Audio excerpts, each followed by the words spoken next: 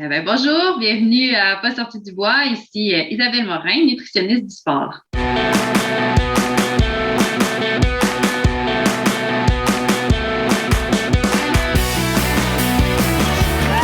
messieurs, votre gagnant du 110 km! Si tu commences à te sentir bien en courant un ultramarathon, fais-toi-en pas, ça va passer. Grand champion du 125 km! Cet épisode est présenté par NAC, le partenaire officiel de Pas sorti du bois. Que ce soit sous forme de barres, de gaufres ou de poudre protéinée, NAC a tout ce qu'il te faut pour te soutenir. Perso, moi j'ai un gros coup de cœur pour les gaufres caramel salées, puis je peux vous confirmer que j'en mange pas juste en m'entraînant. C'est des produits développés par et pour des athlètes d'endurance avec un grand souci environnemental, puis en plus, c'est 100% québécois. Je peux pas trop en parler, là, mais il paraît qu'il y a de bien belles affaires qui s'en viennent pour NAC en 2022. En tout cas, je dis ça, je dis rien. NAC t'offre un rabais de 15% avec le code promo pas sorti du bois sur le nacbar.com. PASSORTIDUBOIS. Merci NAC et bon épisode. On n'est pas sorti du bois, hein? Bonjour tout le monde, bienvenue à ce 76e épisode de Pas sorti du bois. Aujourd'hui, le grand retour d'Isabelle Morin, nutritionniste du sport. Salut Isabelle. Salut Yannick, comment ça va? Ça va bien toi? Ça va super bien, merci. Ça me fait vraiment plaisir d'être avec toi encore là, pour une prise 2 de ce podcast-là sur la nutrition. Ben écoute, la dernière fois qu'on s'est parlé, le premier épisode qu'on a enregistré ensemble, l'épisode 21, si je ne me trompe pas, il y a pile un an où à peu près on était en janvier, on était en confinement. C'était à peu près le même moment de l'année, le même mood. Oui. C'est l'épisode, en fait, j'ai vérifié parce que je savais que c'était un des épisodes qui avait eu les plus belles réponses. C'est un épisode, je pense, qui intéressait beaucoup les gens. On le sait, la course d'endurance, la course en sentier, la nutrition, c'est un gros enjeu. Ça peut faire la différence entre une bonne et une moins bonne journée dans le bois. Puis je suis allé vérifier et encore aujourd'hui, à ce jour, c'est le deuxième épisode le plus écouté de l'histoire de Pas sorti du bois, juste après Pat Godin. Fait que c'est quand même, t'es en bonne compagnie au trône du nombre d'écoutes. Merveilleux. Puis c'est ça, on s'était parlé plusieurs fois parce que tu m'as aussi suivi comme nutritionniste. Moi, ça m'a donné plein de trucs, ça m'a beaucoup aidé.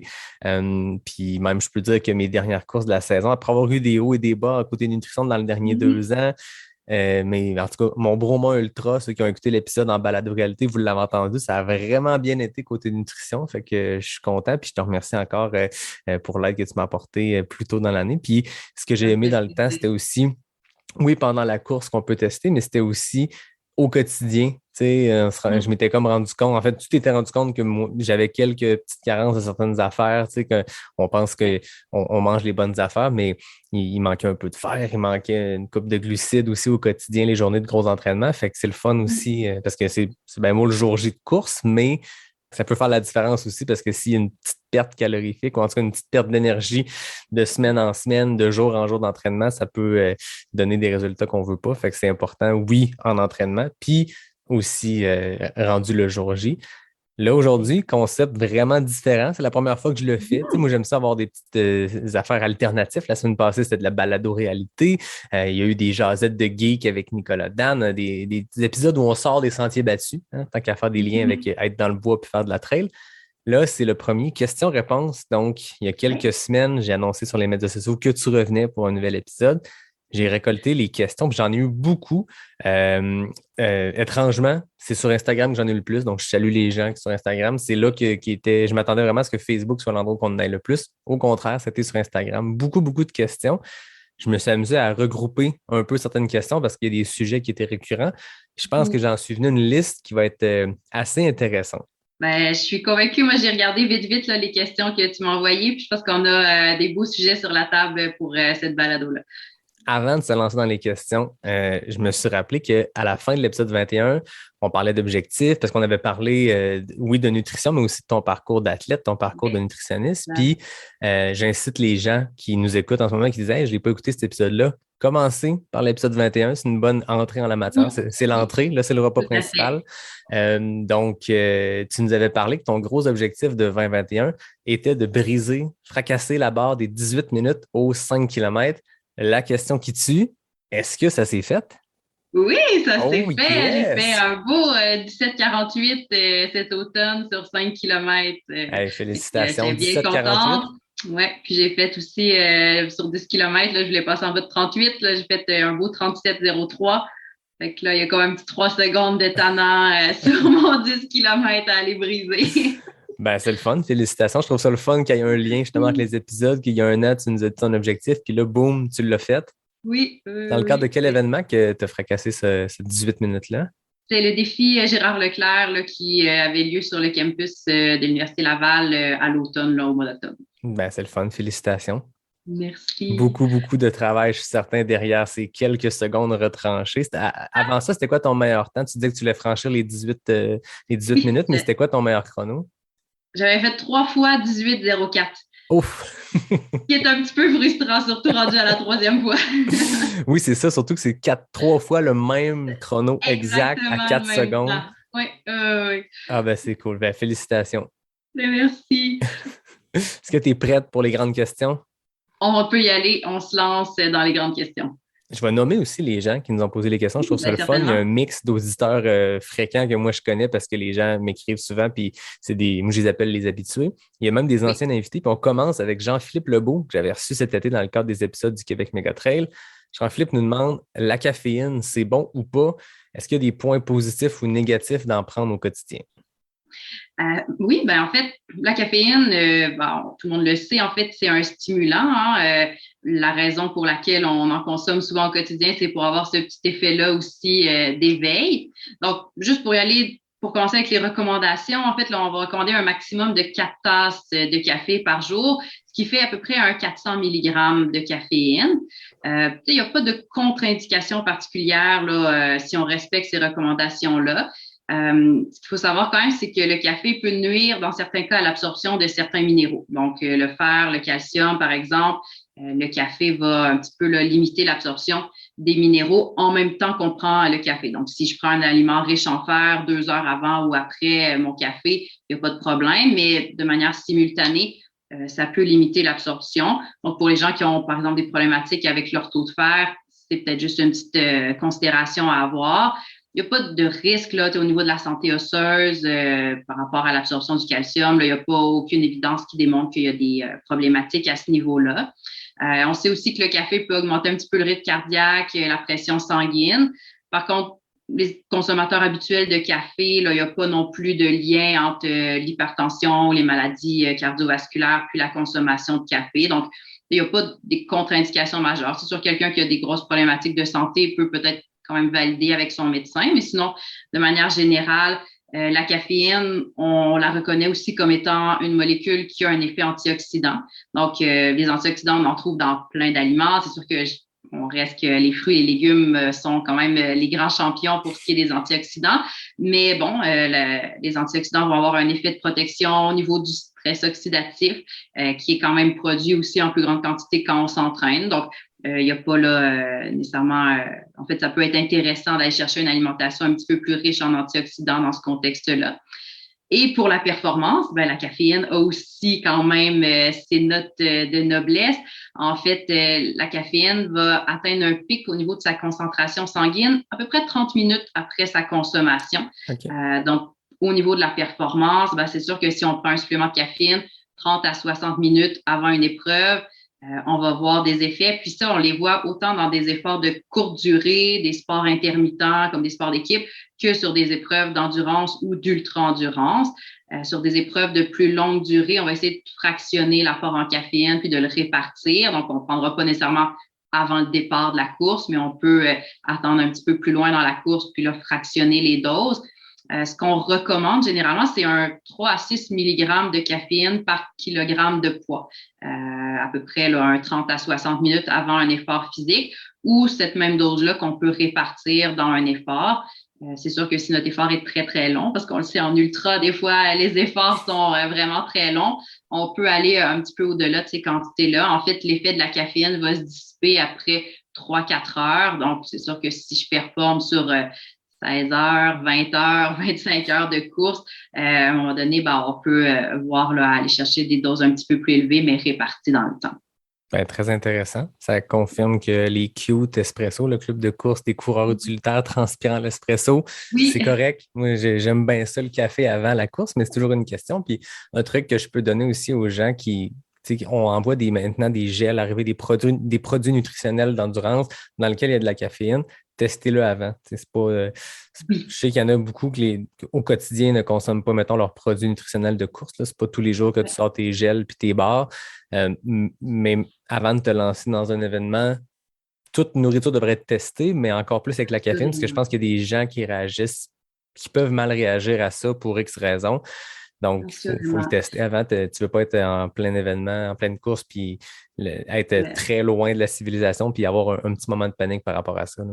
Ça, c'est la même chose pour tous les suppléments. Là, on parle de la caféine, mais je dirais n'importe quel supplément, testez-le avant pour voir comment vous réagissez par rapport à la caféine. Effectivement, il y a toutes sortes de suppléments, des gels, des capsules qui sont maintenant sur le marché, qui sont intéressants parce que là, on a vraiment un dosage de caféine qui est standardisé versus dans un café. La manière d'infuser le café, le type de café, c'est sûr que le dosage de la caféine est moins précis. Donc, de tester vraiment avec un dosage précis, voir comment vous réagissez, puis voir au niveau de à quel intervalle vous voulez prendre la caféine pendant votre épreuve. C'est des choses à tester à l'entraînement. Là. Donc voilà, vous pouvez vous commander du café Capic 1, qui est mon partenaire de café officiel de Pas sorti du bois. Je les plug. C'est bon avant d'aller courir. C'est chaud ce temps-ci. En fait, c'est froid dehors, donc c'est le fun d'avoir un bon breuvage chaud. Voilà, C'est correct. Ben, merci, c'était très intéressant comme réponse. Merci à Jean-Philippe de sa question. Ariel Duclos nous demande, à partir de combien de temps d'entraînement doit-on commencer à manger? Généralement, on va dire à peu près 1 heure et demie d'effort et plus. C'est sûr, ça dépend toujours de l'intensité de l'effort physique, mais c'est vraiment par rapport à nos réserves de glycogène. Donc, à une intensité modérée à élevée, le corps va principalement utiliser les réserves de glucides comme source d'énergie pour alimenter les muscles. Et ces réserves de glycogène-là, elles sont bonnes pour à peu près 90 minutes d'effort, 120 minutes, là, à peu près 2 heures si l'effort est un petit peu plus bas.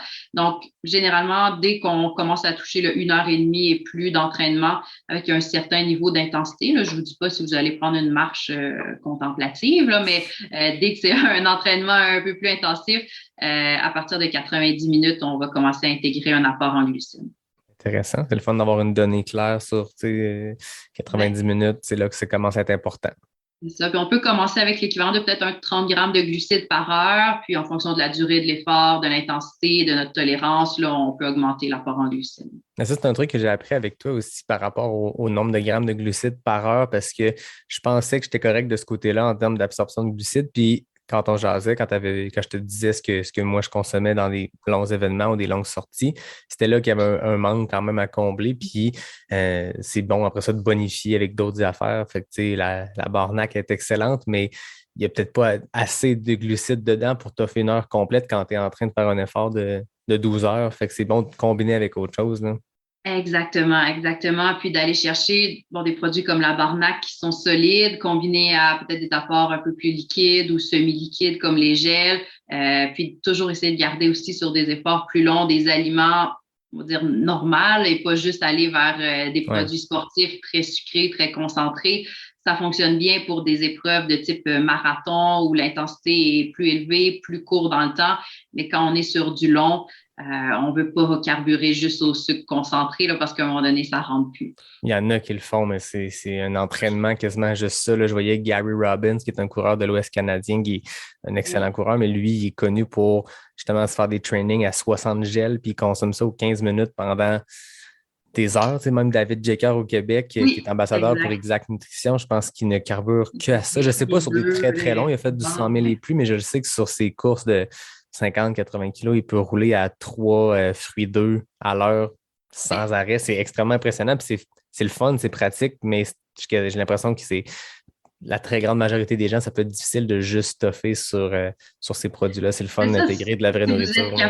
Si vous êtes capable, ça peut bien fonctionner, mais il y a beaucoup de gens qui, à un moment donné, vont avoir un petit haut le cœur du très concentré sucré. Là. Ouais. Annie Berlinguette demande « Je suis une personne qui n'est pas capable de manger en courant. Rien ne passe. Que me conseilles-tu pour des longues sorties? » Premièrement, je dirais l'entraînement digestif, c'est-à-dire le corps va s'adapter, le système digestif va s'adapter aussi. Donc, c'est sûr qu'au début, ça peut être plus difficile, mais il faut quand même essayer de s'exposer au fait de manger puis de consommer des petites choses pendant l'entraînement pour développer cette tolérance-là. Après ça, pour commencer puis introduire des aliments quelque chose, moi, que j'ai essayé avec beaucoup d'athlètes dans cette situation-là, c'est la maltodextrine mélangée dans de l'eau. En fait, la maltodextrine, c'est une forme de glucide, une grande chaîne d'amidon, une grande chaîne de glucides qui a été, on va dire, partiellement digérée, c'est-à-dire qu'elle a été hydrolysée, donc en plus petits fragments, c'est bien qu'elle se digère très, très vite, mais c'est un produit qui n'a pas de saveur. Donc, ça se présente sous forme d'une poudre blanche qui va se dissoudre dans l'eau et ça va pas donner de goût sucré à notre eau, il n'y aura pas de modification au niveau de la texture. Donc, finalement, notre eau continue à goûter juste l'eau, mais nous apporte un apport en glucides. Donc ça, c'est super intéressant pour les gens qui ont justement de la difficulté à manger pour venir intégrer déjà une petite source de glucides. Même des fois, des gens qui arrivent à manger puis qui veulent augmenter leur apport en glucides sans aller chercher une boisson sucrée ou d'autres aliments, ben, c'est un beau complément là, à avoir. Puis moi, je pense que pour commencer à intégrer des choses, ben, d'y aller avec quelque chose de liquide comme ça, qui n'a pas de goût, pas de saveur sucrée, c'est l'idéal. Après ça, on peut aussi essayer de manger des petites choses juste avant de partir pour habituer aussi son système digestif à avoir des aliments là, en cours de digestion pendant un entraînement à basse intensité. Donc, d'essayer avec des petits gummies ou avec une compote de fruits ou un gel énergétique qu'on prend juste avant de partir pour mimer un peu le fait qu'on l'aurait mangé en courant. Mais des fois, juste de le prendre au repos, c'est plus facile là, avant de partir.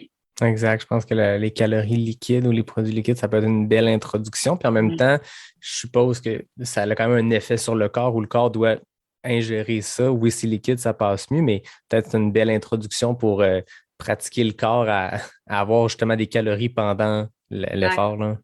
Oui, parce qu'au niveau digestif, il y a aussi le fait d'être exposé à des glucides pendant un effort physique, ben, le corps va s'adapter à être capable d'absorber plus facilement ces glucides-là malgré l'effort physique. Donc, même si on les goûte pas, ben, ils sont là, puis cet entraînement digestif-là, il se fait quand même, là.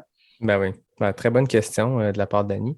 Audrey Gagnon demande une alimentation faible en glucides, donc un peu de riz ou quinoa par jour, peut-elle être acceptable pour une personne qui bouge de 60 à 90 minutes par jour? On parle d'un genre de 50 km de course, 3-4 séances de CrossFit par semaine. OK. Il faut voir un petit peu c'est quoi sa définition aussi de faible en glucides. Il ne faut pas confondre des fois sucre raffiné, sucre ajouté, puis glucides. Donc, le fait d'avoir une alimentation, par exemple, qui serait faible en sucre raffiné ou en sucre ajouté, ça, il n'y a pas nécessairement de problématique. Ensuite, il faut quand même comprendre que les glucides, ça représente notre source d'énergie principale pendant les entraînements, surtout les entraînements à haute intensité. Donc, il faut voir un petit peu dans sa charge d'entraînement, est-ce que son 50 km de course est fait juste à basse intensité? À ce moment-là, le corps est quand même capable d'utiliser un petit peu plus ses réserves de lipides, de matières grasses pour offrir un carburant aux muscles pendant cet effort-là. Donc, il nous resterait ces 3-4 séances de CrossFit où là, on est quand même plus sur de la haute intensité. Donc, moi, je dirais, sans être dans une approche faible en glucides en tout temps, je pense que c'est vraiment plus intéressant de périodiser son apport en glucides, c'est-à-dire que les journées où je vais avoir un entraînement à plus haute intensité, où je sais que je vais faire, par exemple, des intervalles à la course, ou bien que je vais avoir ma séance de CrossFit, puis que je sais que ça va être assez exigeant comme entraînement, ben là, je vais peut-être avoir un apport en glucides avant puis après cette séance-là. Et puis, de viser des glucides qui vont être à indice glycémique plus faible, c'est-à-dire pas nécessairement des sucres concentrés ou des sucres raffinés, mais d'aller vers des grains entiers. On parlait du quinoa, par exemple, mais bon, le blé entier, les produits céréaliers qui sont plus complets, les légumineuses aussi sont une belle option. Donc, d'aller vers ces sources de glucides-là qui vont se digérer plus lentement, qui vont nous offrir une meilleure stabilité au niveau de notre énergie dans le temps, ça va être préférable. Puis, les journées où notre charge d'entraînement est plus faible, où on est en repos, ou bien où on sait que l'intensité va être vraiment très, très basse dans l'entraînement, ça peut être correct là, d'aller chercher un apport en glucides qui est moindre dans ce contexte-là. OK.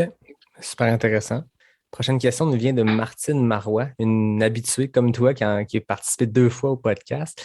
La question est en 2 parties. On va commencer avec la première. Que penses-tu du jeûne intermittent pour des athlètes d'endurance? Un sujet chaud, on entend beaucoup parler de ça. Ceux qui écoutent le podcast Grand Écart de Jean-Philippe Vautier, c'est un sujet qui est récurrent. Puis c'est difficile de se faire une tête là-dessus. Je ne l'ai pas essayé, mais je sais que j'ai entendu des gens qui l'ont essayé, que ça n'a pas marché du tout, d'autres qui ne jurent que par ça. Qu'en penses-tu? C'est vrai que c'est un peu, là, il y a une dichotomie. Il y a des gens qui aiment vraiment ça, des gens pour qui ça fonctionne pas. J'ai pas une opinion tranchée, c'est bon ou c'est mauvais. Je te dirais, ça dépend un petit peu pourquoi on veut faire du jeûne intermittent.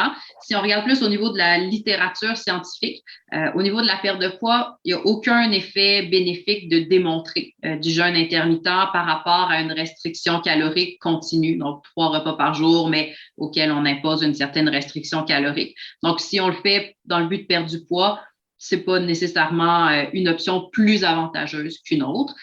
Au niveau de la performance, maintenant, au niveau des études, dans les épreuves d'endurance. Donc, je parle là, des épreuves de 60 minutes et plus. Il y a quand même 54% des études qui démontrent un effet positif à manger avant de s'entraîner versus le fait de faire un entraînement à jeun. Mais il y a quand même un 46% des études, presque moitié-moitié, 46% des études qui montrent qu'il n'y a pas nécessairement de différence entre l'état à jeun et l'état nourri. Puis c'est vraiment une question aussi d'intensité de l'effort. Plus l'intensité va être élevée, plus le fait de manger, surtout de manger un apport en glucides avant la séance, va améliorer la performance, la qualité de l'entraînement. Par contre, ce qui peut quand même être intéressant avec le jeûne intermittent, c'est de développer sa capacité à utiliser les lipides comme carburant à l'effort, donc d'utiliser ses réserves de matière grasse pour aussi fournir de l'énergie aux muscles. Puis ça, on le voit quand même que les gens qui s'entraînent dans un contexte de restriction au niveau des réserves de glucides, donc dans un contexte où ça fait plusieurs heures qu'on n'a pas mangé, où on a peut-être épuisé nos réserves de glycogène lors d'un entraînement la veille, eh bien, on voit que ça amène des adaptations physiologiques au niveau musculaire qui favorisent potentiellement l'utilisation des lipides à l'effort. Donc, sur une épreuve de type 10 km demi-marathon, il n'y a aucun avantage, même pour un marathon, il n'y a pas vraiment d'avantage à travailler ces filières-là. Par contre, quand on tombe dans l'ultra, ben là, ça peut être intéressant d'aller travailler ces filières-là. Puis, il y a quand même certaines données plus par rapport à la périodisation de l'alimentation. Donc, c'est-à-dire, on ne fait pas nécessairement du jeûne intermittent 7 jours sur 7, mais en fonction de nos journées d'entraînement, il y a certaines journées où, justement, l'intensité est peut-être plus basse, où là, ça peut être intéressant d'essayer le jeûne intermittent si ça fonctionne bien pour nous, de faire certaines séances à basse intensité à jeun, en s'assurant de bien récupérer après pour essayer d'aller développer ces filières-là. Puis, à l'inverse, de faire nos grosses séances spécifiques, clés, avec des intervalles dans un contexte où là, je suis bien nourrie là, pour m'assurer que la séance, elle est rentable aussi. C'est intéressant de voir que les études sont quasiment 50-50 partagées là-dessus. Oui, puis des fois, ça dépend de la méthodologie puis de comment on a évalué la performance, qu'est-ce qu'on a vraiment considéré comme étant une différence dans la performance. Mais donc, c'est pour ça aussi, je dis, le fait de faire du jeûne intermittent, si on vise une performance dans notre entraînement, c'est peut-être pas l'idéal, mais si on vise juste à cumuler des kilomètres, travailler certaines filières énergétiques, si on le supporte bien, ça peut être à considérer dans la mesure où on est capable de bien récupérer aussi après ça. Intéressant. Le conseil que je peux donner aussi, ceux qui, comme moi, aiment ça, courir à jeun. J'aime ça me lever puis partir. Je traîne toujours quand même quelque chose dans ma poche, une barre, juste parce qu'il y a des journées où ça peut être 90 minutes sans ressentir. Oui, on ressent un peu la faim, mais sans qu'on sente qu'on est dans le rouge puis qu'on vire un peu dans le beurre parce que justement, on manque d'énergie. Il y a des journées que oui, il y a des journées que non, mais la journée que justement, tu as cette petite baisse d'énergie-là, puis il te reste 5 km avant de te retourner chez toi, c'est bon d'avoir une petite barre dans les poches. Là. Fait que ceux qui, comme moi, aiment courir à jeun, moi, ma recommandation, c'est toujours traîner quelque chose au cas où. Oui, puis des fois, bon, il y a des gens qui font du jeûne intermittent qui, par exemple, vont pas déjeuner, vont attendre le dîner pour manger. Si jamais vous faites votre entraînement très tôt le matin, restez pas à jeun après l'entraînement. Donc, c'est vraiment important quand même de profiter là, de la fenêtre métabolique qui suit la fin de l'entraînement pour récupérer, pour avoir un apport en protéines, avoir un apport en glucides, parce que là, vraiment, si on reste à jeun après l'entraînement, c'est beaucoup plus difficile au niveau de la récupération, puis on perd les bénéfices qu'on pourrait aller chercher là, avec ça. Oui. Un autre truc que tu m'avais appris, la fenêtre métabolique, justement, cette fenêtre-là, juste après la course, c'est combien de temps? Puis qu'est-ce que ça... Ben, en fait, peux-tu l'expliquer pour les gens qui seraient peut-être moins familiers avec ça? Oui, mais en fait, dans la demi-heure là, ou l'heure, mais je dirais surtout la demi-heure qui suit la fin d'un gros entraînement ou d'un effort physique important, le corps reste métaboliquement un petit peu plus actif. Donc, c'est sûr qu'au niveau de la récupération, on va tirer profit de cette plage-là. pour, et de un, refaire nos réserves de glycogène. Donc, c'est sûr que si je vais courir 30 minutes à basse intensité, je veux dire, j'ai pas tant besoin de profiter de ma fenêtre métabolique. J'ai pas épuisé mes réserves de glycogène. Mais si j'ai fait un gros entraînement, je sais que mes réserves de glycogène sont abaissées. De manger un apport en glucides dans cette fenêtre-là va vraiment accélérer le processus de récupération, le fait de refaire mes réserves. Et au niveau aussi de l'apport en protéines, c'est sûr que d'avoir un apport en protéines dans cette fenêtre-là va accélérer la resynthèse des réserves de glycogène.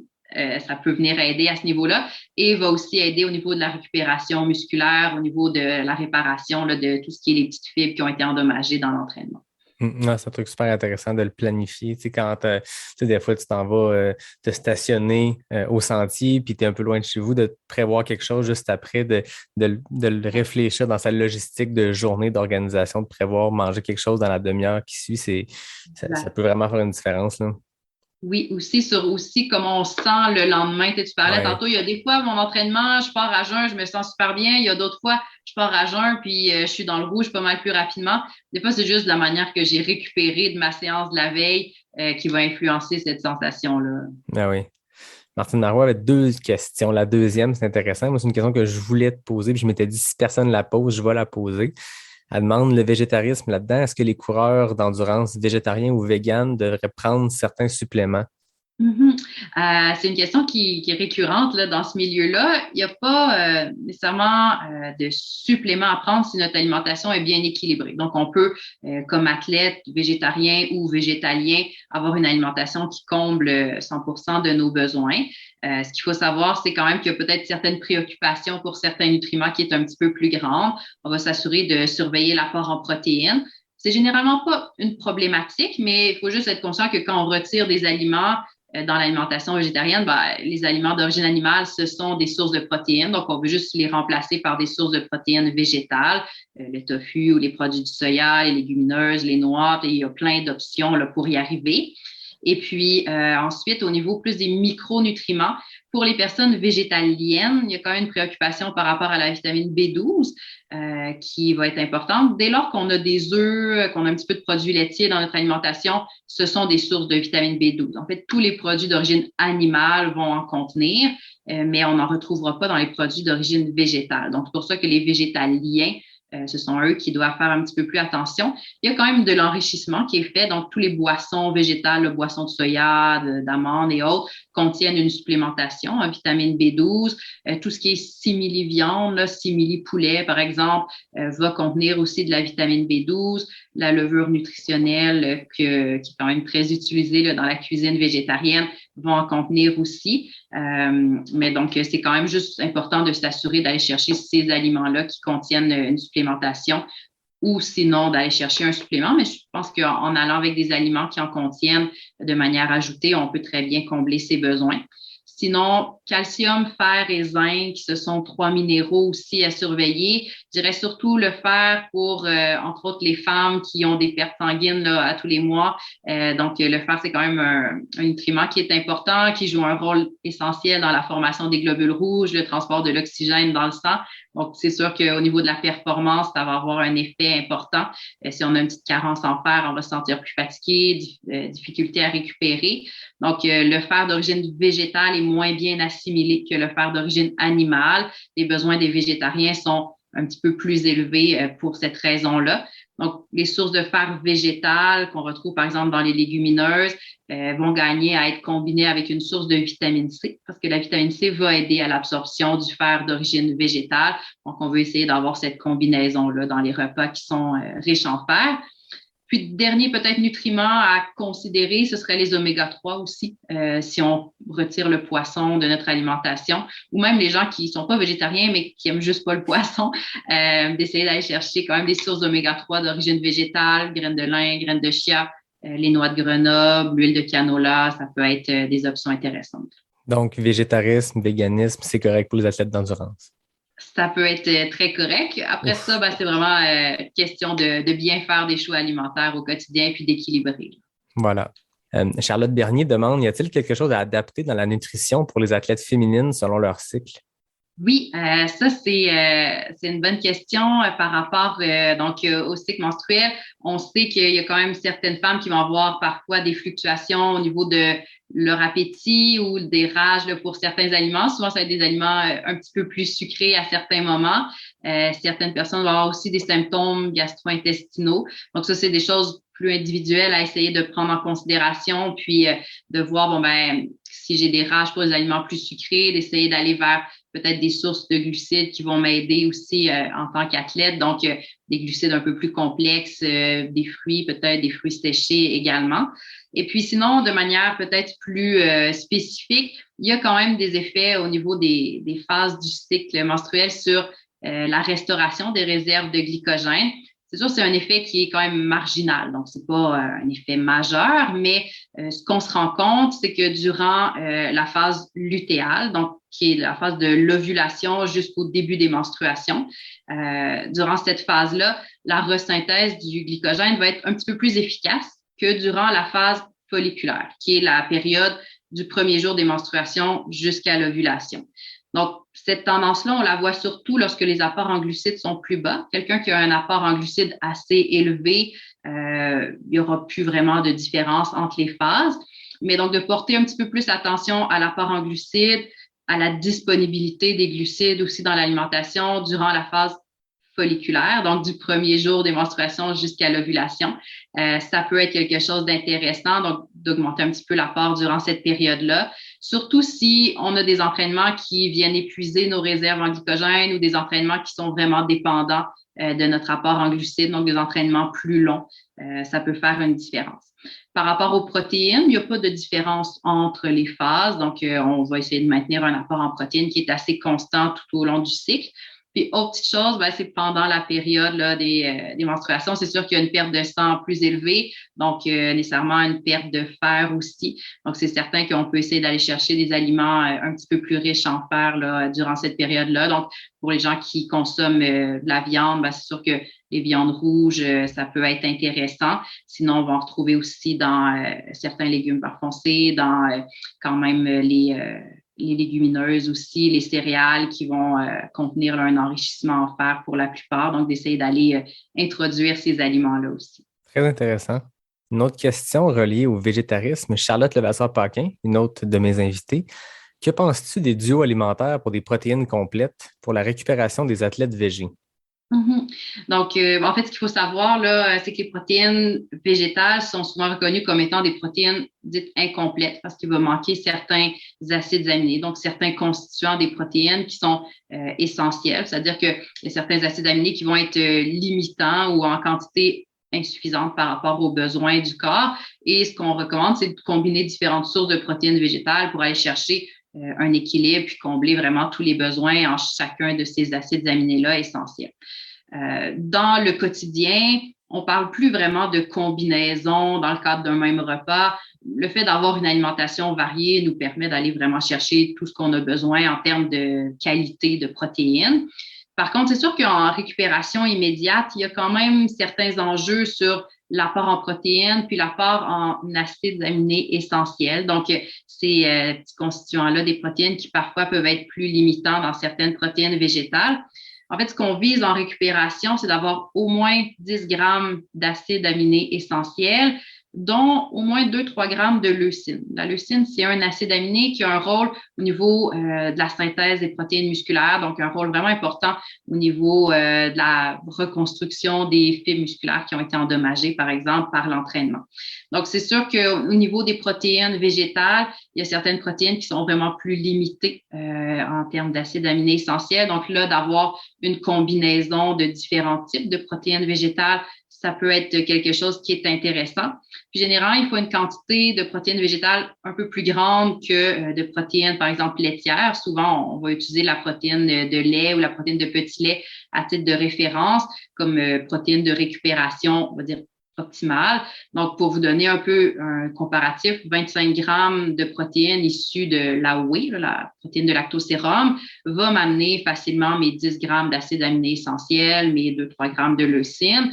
Pour équivaloir à la même quantité d'acides aminés essentiels puis de leucine, il faudrait que je prenne 40 grammes de protéines de soya ou de protéines de riz brun pour aller chercher là, les mêmes nutriments qui vont m'aider vraiment dans ma récupération. Donc, il y a cette petite préoccupation-là peut-être à avoir, sinon de vraiment choisir un supplément qui combine différentes sources de protéines végétales. C'est intéressant parce que 40 grammes de protéines dans le soya, par exemple, c'est un bon défi. Ça fait quand même beaucoup de protéines. C'est sûr qu'à ce moment-là, on peut utiliser des poudres de protéines, faire un smoothie, ça peut être intéressant. Puis là, je parle vraiment dans une optique de récupération optimale aussi. C'est pas nécessairement l'objectif après chacune de nos séances d'entraînement. Non, c'est ça. Si tu vas faire 30 minutes en zone 1, easy, c'est pas la même affaire que si tu reviens d'une longue sortie ou un intervalle très intense. Hein. Exactement. Intéressant. Hello Roussel demande les compléments comme la carnitine. Est-ce que je l'ai bien dit? Oui. Carnitine, le BCAA, EAA, magnésium, etc. Donc, ces compléments-là, est-ce qu'ils sont nécessaires pour le sportif? Si oui, quand? C'est plusieurs réponses différentes, si je peux dire. C'est assez vaste comme question. Si on commence peut-être BCAA, acides aminés essentiels, pour faire un peu un lien là, avec la question précédente, pour moi, c'est pas nécessairement des suppléments qui sont utiles tant que je suis en présence de protéines complètes. C'est-à-dire que oui, les BCAA, qui sont des 3 types d'acides aminés, là, juste pour peut-être informer les gens. Donc, c'est pour acides aminés à chaîne ramifiée, dont la leucine qu'on a parlé tout à l'heure, l'isoleucine et la valine. Donc, ces 3 acides aminés-là sont vraiment impliqués au niveau de la signalisation musculaire dans le processus de synthèse de nouvelles protéines musculaires. Donc, on en a besoin pour synthétiser, récupérer au niveau des protéines musculaires. Par contre, si j'ai pas tous mes autres blocs, toutes mes autres briques pour construire une protéine, ça me sert à rien d'avoir juste ces 3 petits blocs-là. J'ai besoin de tous les acides aminés qui sont contenus dans les protéines complètes pour vraiment optimiser mon processus de récupération. Donc, d'aller chercher une protéine, par exemple, de petit lait ou une protéine complète via des aliments parce que je mange un repas complet en récupération, je vais les avoir, mes protéines complètes, et ces protéines-là contiennent des BCAA, contiennent des acides aminés essentiels. Acides aminés essentiels, ça inclut les BCAA d'emblée. Donc, pour moi, ces suppléments-là, ils sont un petit peu futiles si j'ai des protéines complètes qui contiennent ces produits-là en sous-produits. Ça peut être pertinent, justement, si je prends un supplément de protéines végétales, je veux m'assurer d'avoir peut-être assez de leucine ou assez d'acides aminés essentiels. Je peux à ce moment-là utiliser un supplément juste d'acides aminés essentiels pour venir compléter, m'assurer que je n'ai pas besoin de prendre 40 grammes de protéines de soya, en prendre un petit peu moins puis compléter. Ça peut être utilisé dans ce contexte-là. Après ça, tu as parlé de la carnitine. Oui. Donc, la carnitine, qu'est-ce que c'est pour commencer? Parce que je pense qu'il y a beaucoup de gens qui ne savent pas trop. Écoute, je ne sais même pas comment le prononcer. Fait que ça te donne une idée à quel point je sais ce que c'est. Ça se prononce pas mal comme ça s'écrit. Puis en fait, la carnitine, c'est un composé qui est produit par le corps. Donc, tout le monde va produire de la carnitine à partir de la lysine et de la méthionine. Donc, ce sont 2 acides aminés. Donc, encore là, ce sont 2 constituants des protéines. Et la carnitine va être impliquée dans la mitochondrie. Donc, la mitochondrie, c'est un petit peu comme l'usine qui produit de l'énergie dans nos cellules. Donc, dans cette petite usine-là à produire de l'énergie, en fait, on va utiliser soit des acides gras ou des glucides pour produire de l'énergie. Alors, la carnitine va être impliquée dans le processus d'oxydation des acides gras à chaîne longue, c'est-à-dire le fait que j'utilise des acides gras, donc des matières grasses, pour produire de l'énergie. Donc, la prémisse, si on veut, en arrière de ce supplément-là, c'est que le fait d'augmenter la concentration de carnitine au niveau musculaire pourrait augmenter l'utilisation des lipides à l'effort comme carburant, puis ultimement peut-être nous aider à épargner notre glycogène musculaire, faire en sorte qu'on ait des réserves de glycogène qui nous durent un peu plus longtemps, puis d'être capable de carburer sur nos réserves lipidiques. Encore faut-il que la carnitine qu'on consomme se retrouve dans nos muscles. Donc, il y a quand même plusieurs études qui démontrent que la biodisponibilité de la carnitine prise sous forme de supplément n'est pas nécessairement si bonne que ça. Puis des fois, le supplément que je prends se retrouve pas au niveau de mon muscle. Et donc là, l'effet, il n'est pas là si le supplément agit pas à l'endroit où je veux qu'il agisse. Le fait de prendre le supplément en même temps que des glucides, dans le cadre, par exemple, d'un repas, va améliorer l'assimilation de la carnitine, puis va faire en sorte là, que je vais avoir une meilleure assimilation au niveau musculaire. Et donc, dans ce contexte-là, ben, il pourrait y avoir certains effets positifs sur la performance dans les efforts d'endurance, mais il y a vraiment très, très peu d'études quand même par rapport à ça. Les résultats, c'est sur des études vraiment sur des participants et tout. On manque quand même un peu de données là, par rapport à ça. Je dirais que bon, la supplémentation, c'est pas nécessairement quelque chose vers lequel je vais aller d'emblée par rapport à la carnitine. Je dirais il y a plus d'études sur la fertilité chez les hommes puis la qualité du sperme avec une supplémentation en carnitine que sur la performance dans les efforts d'endurance. Fait que, c'est un supplément qui peut avoir diverses utilités aussi, là. Fait que ça, c'est pour la carnitine. Je pense que tu m'as parlé du magnésium Oui, aussi. exact. C'est une question qui est revenue plusieurs fois, même le magnésium. Ça semblait être, je n'étais pas au courant, je n'avais pas entendu parler, mais ça semblait être un point d'intérêt pour beaucoup de coureurs, coureuses. Oui, mais en fait, le magnésium va avoir plusieurs rôles dans l'organisme. Le magnésium est entre autres impliqué dans la contraction musculaire, plus au niveau de la relaxation du muscle, en fait, après la contraction. Va aussi être impliqué dans la régulation de la pression artérielle, dans la santé des os. Donc, on va avoir du magnésium là, qui est imbriqué dans la structure de l'os, dans la santé aussi au niveau des nerfs. Va être impliqué au niveau de la synthèse des protéines musculaires, au niveau du métabolisme de l'énergie. Donc, il y a quand même plusieurs rôles importants du magnésium qui peut impacter la performance. Si on regarde au niveau des études, il n'y a pas nécessairement d'amélioration de la performance dans les études là, sur plus des efforts d'endurance comme sur le marathon, par exemple. On ne voit pas d'amélioration de la performance avec la prise d'un supplément de magnésium. Il y a certaines études qui peuvent voir une amélioration dans des épreuves de force plus musculation, par exemple. Possiblement, en fait, l'hypothèse, ce sera en lien avec la synthèse des protéines musculaires qui pourrait être améliorée, donc meilleure récupération peut-être. Ensuite, le supplément de magnésium, parfois, il va être pris plus à titre de prévention pour les crampes. Il n'y a pas d'évidence là, par rapport aux crampes à l'effort que la prise d'un supplément de magnésium va venir aider. Par contre, ça pourrait aider pour les gens qui ont des crampes au repos d'avoir là, une supplémentation en magnésium. Puis, vu quand même toutes les implications du magnésium dans toutes sortes de métabolismes qui ont quand même un lien avec la performance, hein, on pense contraction musculaire, on pense synthèse de protéines.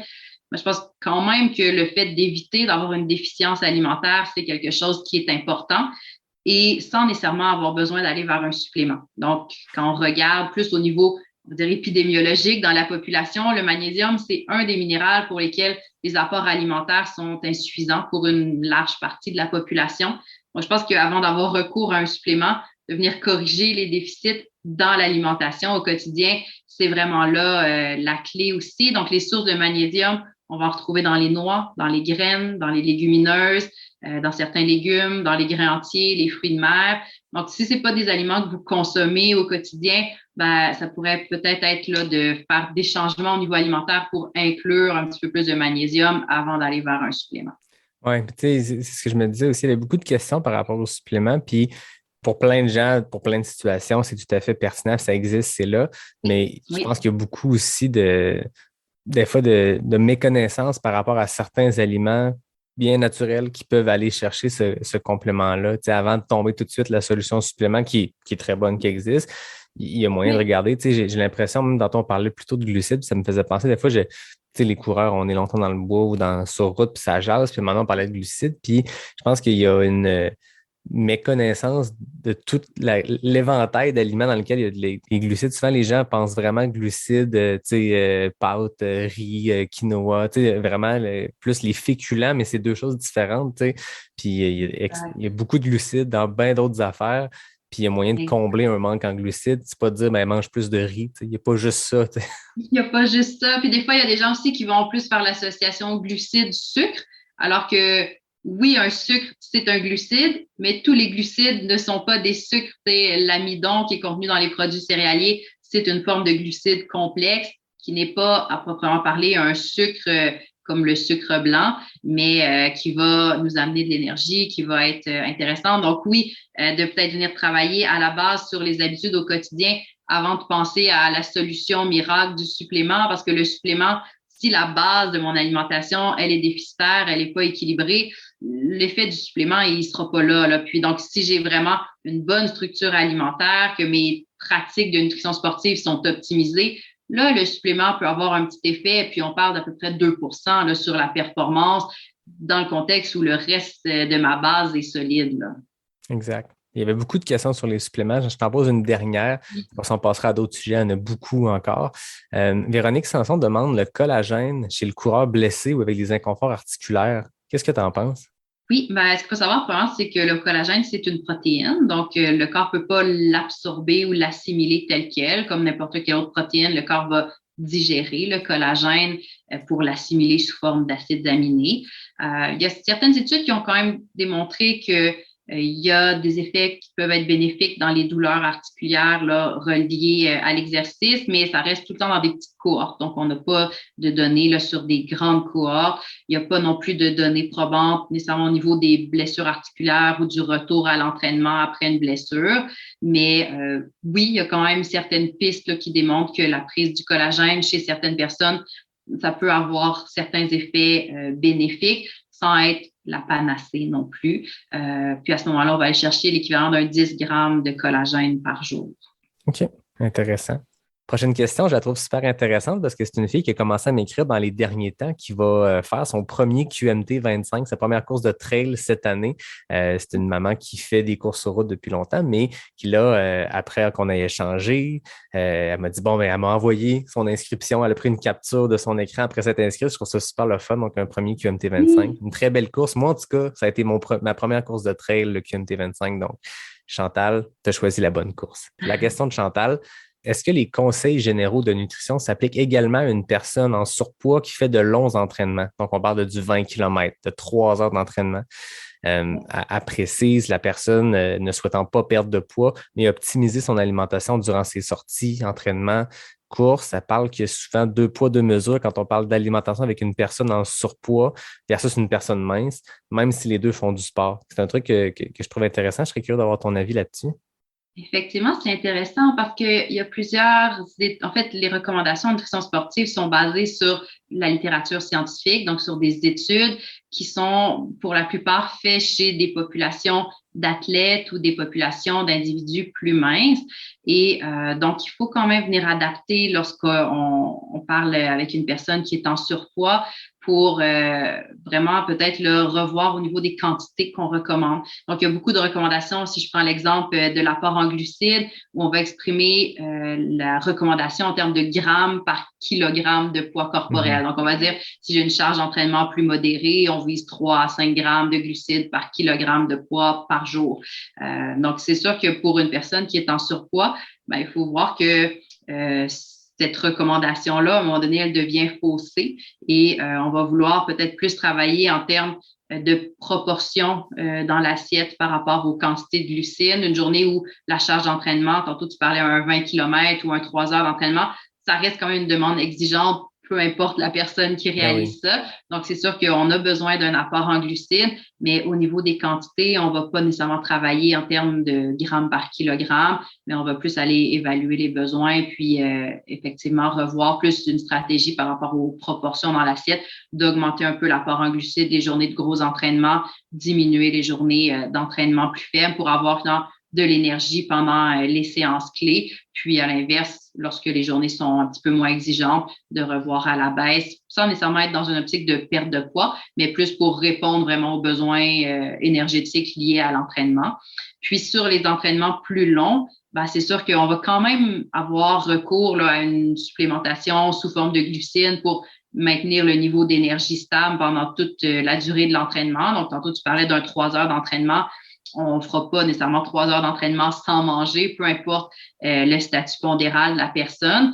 C'est peut-être juste par rapport à l'intensité de l'effort où on va revoir l'apport en glucides. C'est-à-dire que plus l'intensité est élevée, plus on va recommander un apport élevé en glucides à l'heure. Si on est, là, tu me parlais, un 20 km sur 3 heures, c'est sûr que l'intensité, elle est peut-être un petit peu plus faible. Donc, plus l'intensité de la course est faible, plus je suis capable d'utiliser mes réserves de lipides, donc mes réserves, mes tissus adipeux, pour fournir de l'énergie à mes muscles. Donc, on est un peu moins dépendant de nos réserves de glycogène ou de nos apports externes de glucides dans ce temps-là. Alors, on peut essayer d'aller vers un apport en glucides qui est quand même constant, mais avec une quantité plus basse à l'heure versus quelqu'un qui va avoir une intensité très, très élevée où là, son corps, ses muscles vont vraiment être uniquement dépendants ou majoritairement dépendants des glucides. Là, on va essayer d'aller chercher un apport en glucides qui est plus élevé à l'heure. Donc, je dirais que c'est peut-être là, ces aspects-là à considérer, mais effectivement, il faut quand même venir adapter. Puis là, ça peut être aussi d'avoir plus une évaluation individualisée à ce moment-là pour avoir des lignes directrices. Là. Intéressant. Prochaine question nous vient de Sébastien Martin. Il demande, je cherche des formations du genre micro-programmes à distance avec lien sur la nutrition. Est-ce que tu recommandes certains programmes ou micro-programmes pour peaufiner ses connaissances ou bien donnes-tu des formations par groupe? Oui, ben en fait, je suis en train de travailler sur un petit projet là, d'avoir justement ce genre de formation-là en petits groupes pour justement les épreuves de longue distance, donc autant côté triathlon que côté course ultra-endurance. Ça risque de sortir là, ce printemps. Ce que je veux, c'est d'avoir peut-être là 3-4 rencontres réparties sur 3-4 semaines avec des petits groupes pour favoriser des échanges, d'outiller les gens là, avec des outils Excel pour construire un plan de course, pour aller évaluer l'hydratation. Donc, vraiment, tous des aspects pratico-pratiques, des choses qui sont pertinentes là, pour les sports d'endurance. Donc ça, ben, vous pouvez me suivre sur Facebook, Isabelle Morin, nutritionniste, ou sinon vous pouvez m'écrire aussi là, si ça vous intéresse, puis je pourrais vous tenir informé, soit via mon site web, isabellemorinnutrition.com ou directement par courriel, nutrition.morin@gmail.com. Autre petite formation aussi avec la clinique du coureur. On a aussi un cours en nutrition sportive. C'est pas à distance, mais c'est vraiment un cours en nutrition sportive qui cible les coureurs. Et donc, on est en train de retravailler le contenu. Ça risque d'être présenté là, à Chamonix cet été. Et après ça, probablement présenté aussi à Québec là, à l'automne. Fait qu'à suivre sur le site de la clinique du coureur également. Fait que vous allez faire votre rodage à Chamonix, c'est ça? Exactement.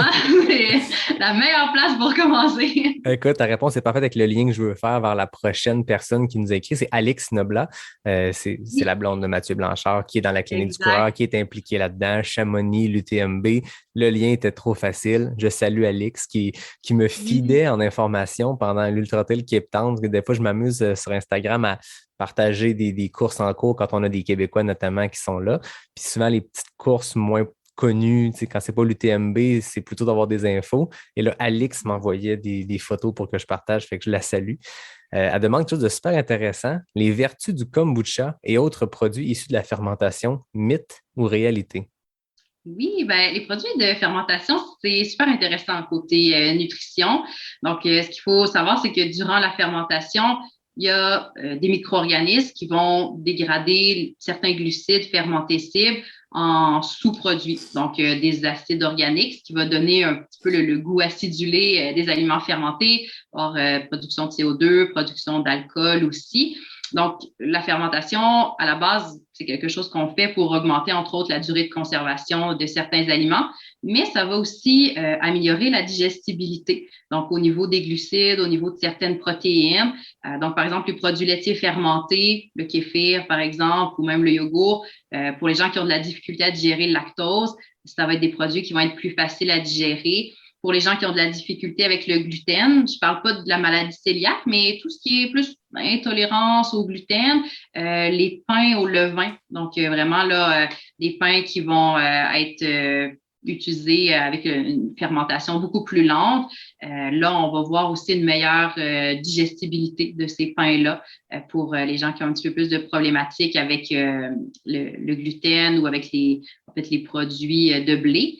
Donc, la digestibilité de ces nutriments-là est améliorée, mais aussi la biodisponibilité de certaines vitamines minéraux. Donc, en fait, la capacité du corps à absorber les vitamines minéraux contenus dans les aliments.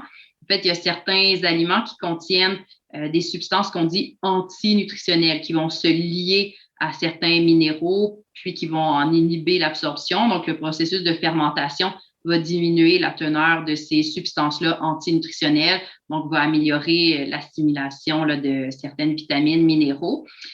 Puis on voit aussi quand même que certains produits fermentés qui vont venir moduler le microbiote intestinal ou vont venir impacter la flore intestinale de manière positive.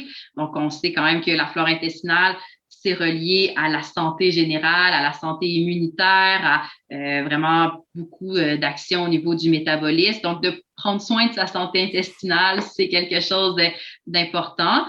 Par rapport au kombucha comme tel, j'ai pas vu là, d'études spécifiques chez l'humain par rapport aux bénéfices du kombucha. Il y a des études chez le rat, mais donc rien vraiment chez l'humain. Par contre, oui, je pense que tout ce qui est aliments fermentés va être intéressant, va trouver une belle place dans l'alimentation, puis pour les effets santé.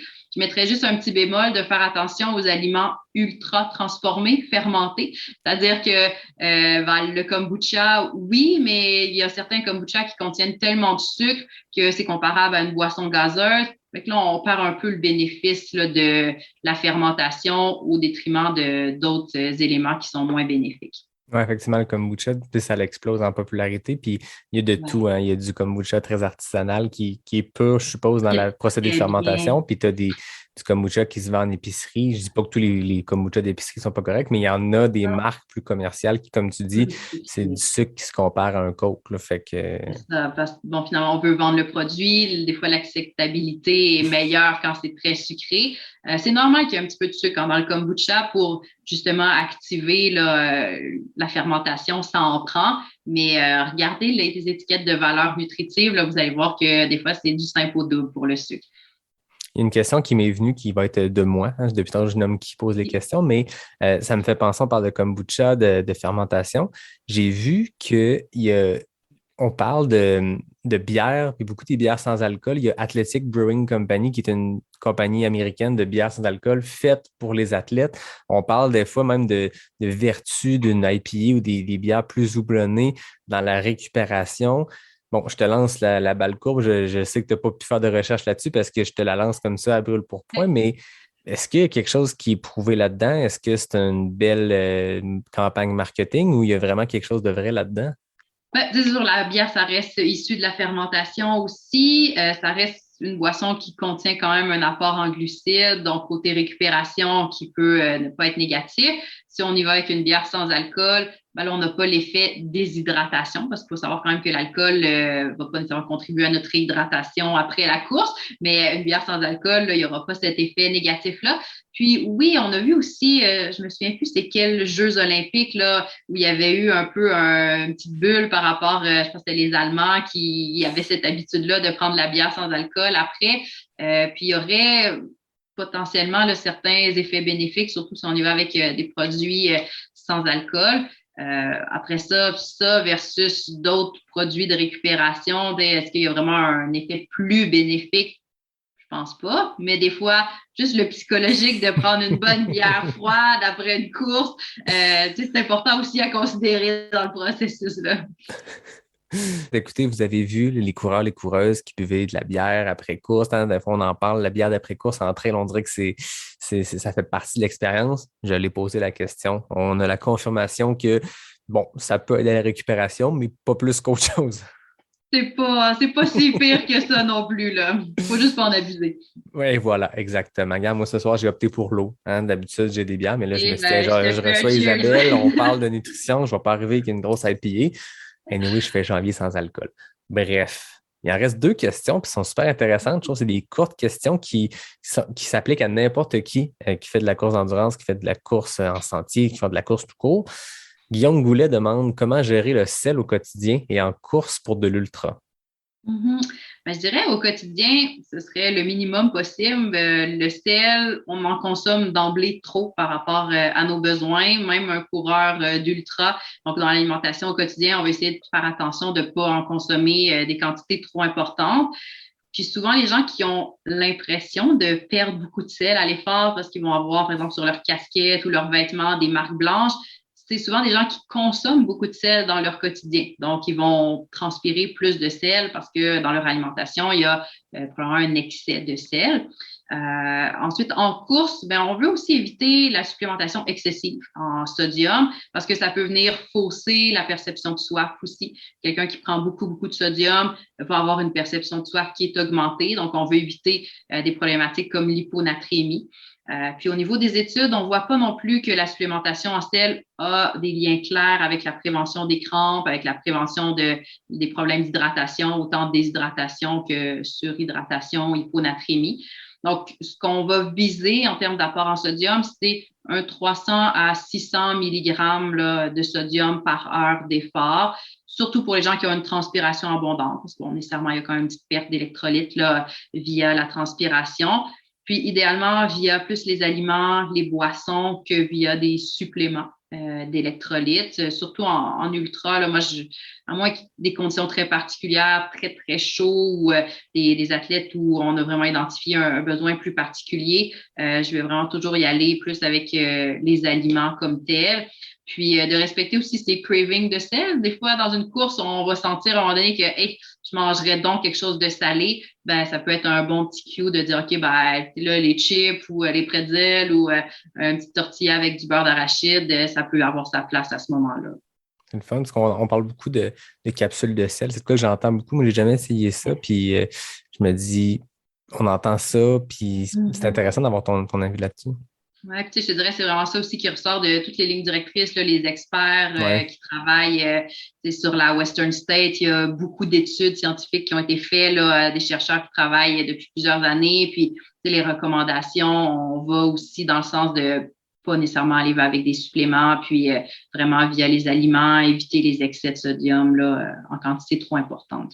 Voilà, donc Marianne, si t'écoutes, Marianne Hogan, qui a eu son Golden Ticket pour la Western State, écoute ça, c'est intéressant. Je tiens à la féliciter parce qu'à l'épisode 75, on parlait de balado-réalité. À un moment donné, on est dans un café, j'étais avec Richard, Yvan, Kim, puis dès qu'on a eu un peu de Wi-Fi ou dès qu'on n'était pas au froid, on sort nos selles, puis on checkait Bandera, savoir si Marianne puis Jeff, comment ça se passait. Je tiens à le dire, à la féliciter. Marianne finit première à Bandera, une performance sans faille, j'ai l'impression. Puis elle s'en va à Western State, donc on la salue puis on la félicite. Oui, vraiment, j'ai vu passer ça moi aussi, puis je lui lève mon chapeau, assurément. La rumeur voudrait que ça se pourrait qu'elle revienne au podcast. Ah, ça pourrait être intéressant. D'ici la Western State, on verra. Dernière question. Sonia Lafleur demande que devraient être les 3 aliments à prioriser avant un ultra, autres que les pâtes ou le riz? C'est souvent les grands classiques qui viennent en tête. Mais en fait, ce qu'il faut savoir, c'est qu'avant une épreuve d'endurance ou d'ultra-endurance, ce qu'on veut, c'est faire une surcharge en glycogène. Donc, aller chercher un apport en glucides qui est un petit peu plus élevé, combiné à une séance d'affûtage, c'est-à-dire diminution du volume d'entraînement pour augmenter les réserves de glucides qu'on va construire au niveau musculaire. Donc, tous les aliments qui sont essentiellement riches en glucides vont être intéressants. Ce qu'on veut aussi peut-être prioriser, c'est de diminuer les fibres alimentaires qui peuvent des fois occasionner un petit peu plus de troubles digestifs à l'effort, ralentir la digestion. Donc, tout ce qui est pommes de terre, patates douces, flocons d'avoine, jus de fruits, compote de fruits, ça va être des aliments qui peuvent être super intéressants là, dans ce processus-là. Parfait. Puis pour aller chercher des protéines, ou en tout cas, est-ce qu'il faut considérer aussi, tu parles de glucogène, mais est-ce qu'il faut aller chercher un apport plus grand de protéines avant l'effort ou ça n'a pas d'impact? Non, on ne va pas viser un apport plus élevé en protéines. C'est vraiment l'apport en glucides qu'on va essayer d'augmenter un petit peu. Puis, tu sais, c'est pas le gros pasta party à me gaver de pâtes là, jusqu'à plus être capable de manger non plus. C'est juste d'augmenter un petit peu la proportion de glucides dans l'assiette. C'est plutôt que de manger une poitrine de poulet avec du riz en accompagnement, je peux me faire un riz au poulet. J'ai un peu plus de riz, un petit peu moins de poulet, mais ça reste que les protéines, elles sont importantes aussi dans l'équilibre de la journée. C'est juste que dans ces journées-là, on veut peut-être pas mettre l'accent sur un apport hyper élevé en protéines, puis favoriser un peu plus les glucides à ce moment-là. Puis à partir de combien de temps avant le dernier repas, ou en tout cas avant la course, on peut commencer à avoir un effort à peut-être consommer plus de glucides? Oui, on va voir que les athlètes qui sont très entraînés vont plus rapidement construire leur réserve de glycogène. Donc, pour un athlète là, qui a un vraiment bon niveau d'entraînement, on parle de 24 à 36 heures, donc essentiellement la veille ou 2 jours avant. Pour les gens qui ont peut-être plus un niveau d'entraînement plus modéré ou qui sont peut-être plus à leur début là, dans ce sport-là, on peut y aller peut-être sur un 3 jours, là, mais on n'a pas besoin de faire plus que ça. Tu sais, des fois, je vois des gens qui arrivent puis bon, qu'est-ce qu'il faut que je fasse la semaine avant ma course? Ben, essentiellement, tu gardes tes mêmes habitudes jusqu'à à peu près 2-3 jours avant l'épreuve. Tu diminues un peu ton apport en fibres là, dans ces journées-là, juste côté confort digestif, surtout si tu as peut-être un petit peu plus tendance à avoir des problématiques à l'effort. Puis peut-être 2 jours avant, là, tu t'assures d'augmenter un peu les apports en glucides, puis ça fait bien la job.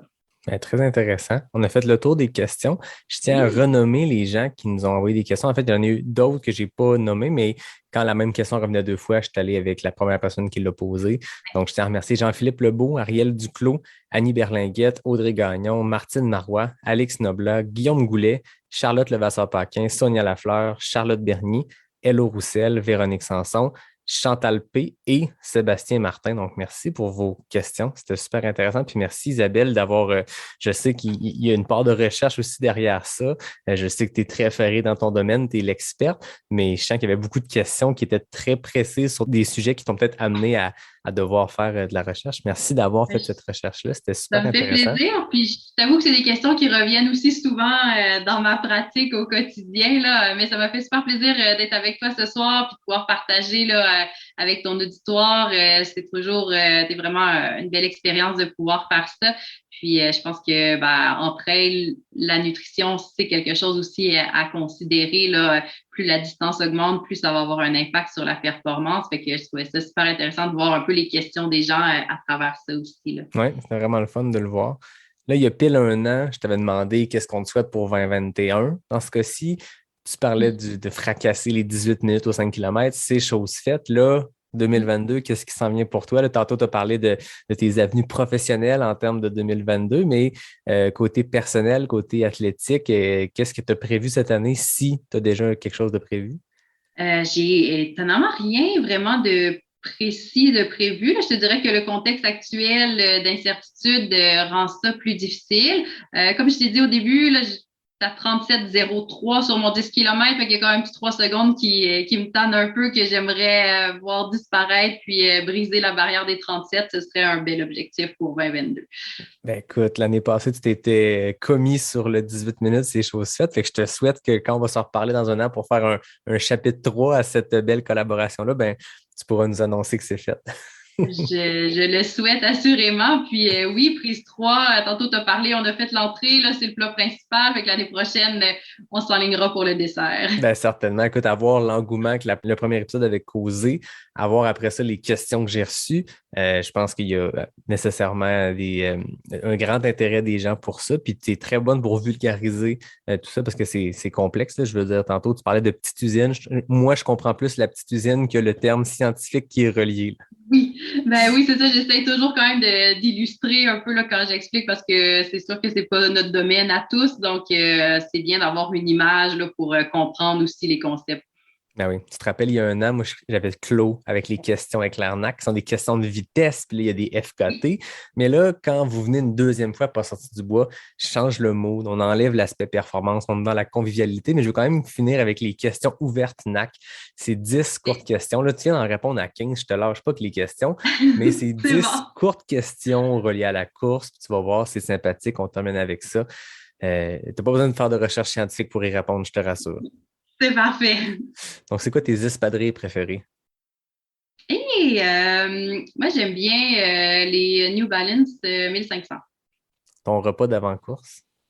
Ça dépend. Si c'est une course le matin, j'ai toujours la même petite recette de muffins, flocons d'avoine avec des pépites de chocolat classique, basic, avec une banane. C'est ça le secret pour courir en bas de 18 minutes. C'est ça le secret, oui. Puis ton repas d'après-course? Oh, ouais, là, ça va être... c'est variable. J'ai pas un repas de prédilection. Selon le crave. Selon le crave. Ton produit NAC préféré? Les barres chocolat arachide, là. Oui.